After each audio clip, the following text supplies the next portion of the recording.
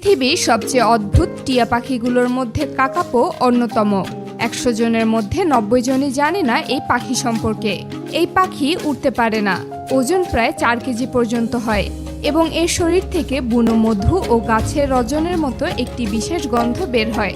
কিন্তু এই অদ্ভুত বৈশিষ্ট্যই একসময় এটিকে পৃথিবীর সবচেয়ে বিপন্ন পাখিগুলোর একটি বানিয়ে দিয়েছে। এটাকে বিশ্বের অন্যতম দামি পাখি হিসেবে ধরা হয়। মাত্র কয়েক দশক আগেও পুরো পৃথিবীতে মাত্র ৫১টি কাকাপো টিয়া বেঁচে ছিল। তখন নিউজিল্যান্ড সরকার ইতিহাসে প্রথমবারের মতো সব কাকাপোকে হেলিকপ্টারে করে দূরবর্তী একটি দ্বীপে নিয়ে আসে, যেখানে কোনো শিকারী ছিল না। দ্বীপগুলোকে বাইরের পৃথিবী থেকে বিচ্ছিন্ন রাখা হয় এবং সেখানে নেওয়া প্রতিটি যন্ত্রপাতি জীবাণুমুক্ত করা বাধ্যতামূলক ছিল। প্রথমে বিজ্ঞানীরা ভেবেছিলেন নিরাপদ পরিবেশ ও পর্যাপ্ত কৃত্রিম খাবার পেলে কাকাপো দ্রুত বংশবৃদ্ধি করবে, কিন্তু বাস্তবে ঠিক উল্টো ঘটনা ঘটল। কয়েক বছরের মধ্যে অসংখ্য বাচ্চা বানানোর চেষ্টা হলেও মাত্র ৩টি ছানা বেঁচে থাকতে সক্ষম হয়। প্রথমে দেখা গেল ইঁদুর ডিম নষ্ট করছে। এরপর সেই দ্বীপ থেকে ইঁদুর সম্পূর্ণ নির্মূল করা হয় এবং বাচ্চাগুলোকে কঠোর নিরাপত্তার মধ্যে রাখা হয়। কিন্তু সব শিকারী দূর হয়ে যাওয়ার পরও কাকাপো ডিম পাড়া প্রায় বন্ধ করে দেয়। সুস্থ, মোটা ও পুষ্টিকর খাবার খেলেও পুরুষ ও মহিলা কাকাপো জোড়া বাঁধতে চাইছিল না। কাকাপো পৃথিবীর সবচেয়ে ভারী টিয়া পাখি। এটি প্রায় ১০০ বছর পর্যন্ত বাঁচতে পারে। অন্য টিয়া পাখির মতো গাছে উড়ে বেড়ানোর বদলে এটি মাটিতে হেঁটে চলাফেরা করে। লক্ষ লক্ষ বছর ধরে নিউজিল্যান্ডে এগুলোকে শিকার করার জন্য মাটিতে চলা কোনো প্রাণী ছিল না। তাই কাকাপোর একমাত্র শত্রু ছিল আকাশের শিকারী পাখি। এ কারণে বিপদ দেখলে পালানোর বদলে একেবারে স্থির হয়ে দাঁড়িয়ে থাকার অভ্যাস গড়ে ওঠে। এর সবুজ পালক শ্যাওলা ও গাছপালার মধ্যে সহজেই লুকিয়ে যেত। কিন্তু পরে মানুষ নিউজিল্যান্ডে নিয়ে এলে পুরো পরিবেশ বদলে যায়। গন্ধ শুকে শিকার করা প্রাণীদের কাছে কাকাপোর মধুর মতো গন্ধ এবং স্থির হয়ে থাকার অভ্যাস তাকে সবচেয়ে সহজ শিকারে পরিণত করে। এক সময় বিজ্ঞানীরা প্রায় নিশ্চিত হয়েছিলেন যে কাকাপো বিলুপ্ত হয়ে গেছে, কিন্তু বহু বছর পর দুর্গম এক দ্বীপে ১৮টি কাকাপো পাওয়া যায়। পরে জানা যায় সবগুলোই পুরুষ। কয়েক বছর পর স্টুয়ার্ট নামক দ্বীপে স্ত্রী কাকাপোর একটি ছোট দল খুঁজে পাওয়া গেলেও তারা অন্য বন্য বিড়ালের আক্রমণে দ্রুত মারা যাচ্ছিল।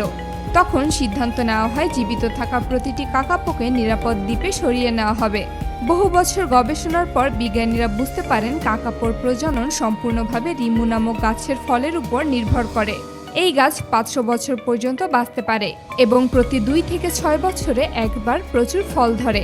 ২০১৫ সালের গবেষণায় জানা যায় রিমু ফলে প্রচুর ক্যালসিয়াম ও বিশেষ করে ভিটামিন D3 রয়েছে। আগে ধারণা করা হতো ভিটামিন D3 শুধু প্রাণীর শরীরেই তৈরি হয়, কিন্তু রিমু গাছও এটি তৈরি করতে পারে।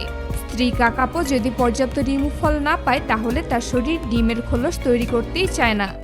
তাই যত উন্নত কৃত্রিম খাবার দেওয়া হোক না কেন রিমু ফল ছাড়া তারা বাসা বানায় না। এরপর কোটফিশ দ্বীপে প্রচুর রিমু ফল ধরে। তখন বিজ্ঞানীরা স্ত্রী কাকাপোকে অতিরিক্ত পুষ্টিকর খাবার দেন যাতে তারা বেশি ডিম পারে। এরপর সত্যি অনেক ছানার জন্ম হয়, কিন্তু দেখা গেল প্রায় ৭০% ছানাই পুরুষ। আগে থেকেই স্ত্রী পাখির সংখ্যা কম ছিল, ফলে পরিস্থিতি আরও খারাপ হয়ে যায়। পুরুষ কাকাপো স্ত্রীদের তুলনায় ৩০ থেকে ৪০% বড় এবং তাদের বড় করতে বেশি শক্তি লাগে। যখন মা পাখি বুঝতে পারে যে খাবারের অভাব নেই, তখন তার শরীর বেশি পুরুষ ছানা উৎপাদনের দিকে ঝুঁকে যায়। এরপর বিজ্ঞানীরা খাবারের পরিমাণ কমিয়ে এমনভাবে নিয়ন্ত্রণ করেন যাতে স্ত্রী পাখি সুস্থ থাকে কিন্তু অতিরিক্ত মোটা না হয়। এই পরিবর্তনের পরই ছেলে ও মেয়ে ছানার অনুপাত আবার প্রায় ৫০-৫০% হয়ে যায়। পরবর্তী বছরগুলোতে কাকাপোর সংখ্যা ধীরে ধীরে বাড়তে থাকে। একসময় সংখ্যা ১০০ এবং পরে ১৫০ অতিক্রম করে। রিমু ফল না ধরলে প্রজনন থেমে থাকত, আর ফল ধরলে আবার নতুন ছানার জন্ম হতো। কাকাপোর একটি ডিমকে হীরার চেয়েও মূল্যবান ধরা হয়। স্ত্রী পাখি ডিম পাড়ার পর সেটি ইনকিউবেটরে নিয়ে যাওয়া হয় এবং বাসায় 3D প্রিন্ট করা নকল ডিম রাখা হয়। বিখ্যাত ওয়েটা ওয়ার্কশপ এই ডিম তৈরি করে। ডিমের ভেতর ছোট স্পিকারও থাকে, যা ডিম ফাটার সময় ছানার শব্দ বাজিয়ে মা পাখিকে স্বাভাবিক আচরণে সাহায্য করে। এর ফলে মা পাখি দ্রুত শক্তি ফিরে পায় এবং ভালো রিমু মৌসুমে দ্বিতীয়বারও ডিম দিতে পারে।